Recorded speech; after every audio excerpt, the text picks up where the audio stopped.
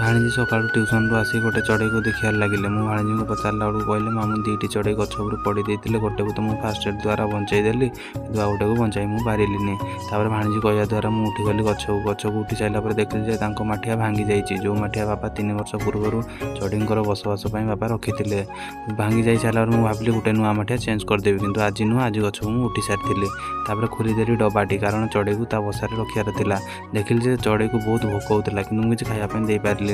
कारणटा हूँ गछ मुझे चढ़ी सारी ओह्लैले भी पुणी थर उठी पारि बहुत कष्ट गछ उठी कारण मुझे गछ चढ़ी जानी चढ़ई को रखीदेली बसा भितर